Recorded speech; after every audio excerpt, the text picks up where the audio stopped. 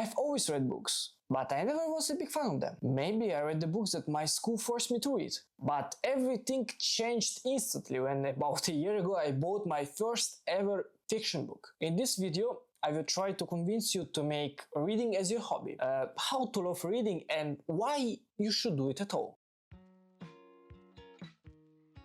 I will say directly, my will to read books was killed back at school. I disliked the school program so much that I just told myself, fiction isn't for me. A couple of years later I can say that it was my mistake, but we are gonna speak about this later. Since I was growing up in Italy, for many people my age during the 2020, when I was 15 years old, it was considered cringe and not cool at all to read books. As a person who wanted to be part of the group of cool people, I also told myself that I shouldn't read and I shouldn't even touch the books, because cool people don't do it, you know? The first book that I ever had to read was Odyssey by Homer. It completely killed my desire for books because of that ancient, shitty writing style used in the poem, and the fact that students are forced to read it made the whole process even worse. Since fiction felt like a dead end, I tried to read something different, like self-improvement books. I read The Intelligent Investor, The Psychology of Money, Surrounded by Idiots, Atomic Habits. Pretty soon I realized that most of them were saying the same thing. I also talked to my friends about it and they confirmed that most of them are pretty shitty. Despite all that, I still wanted to be a person who enjoys reading. So between playing CSGO, watching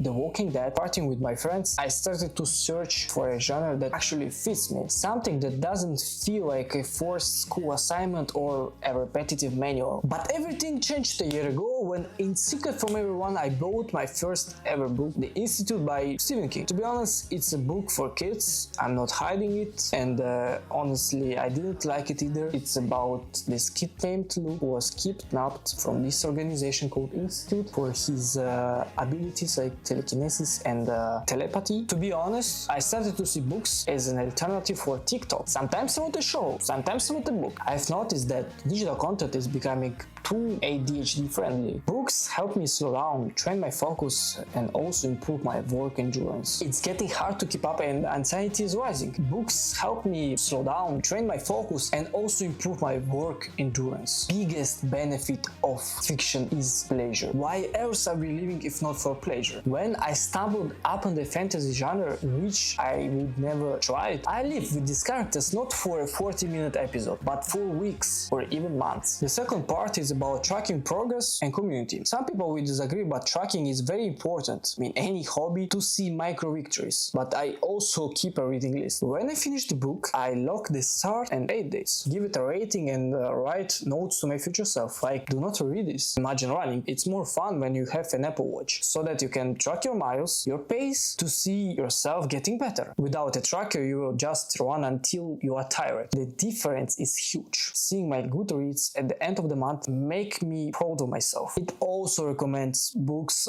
based on your taste, based on your ratings. Then there is the community aspect. Reading is consumption. There isn't much to share other than reviews, but discussing a book or doing buddy reads motivates you more. Unfortunately, I do not have friends that read as much as I, especially the type of books that I like personally. But there is the internet. I can search up for the book I'm reading right now, find out what other people think of it. To summarize, number one, read what you really like. Try to experiment with genres, with authors. The second one, track your reading progress.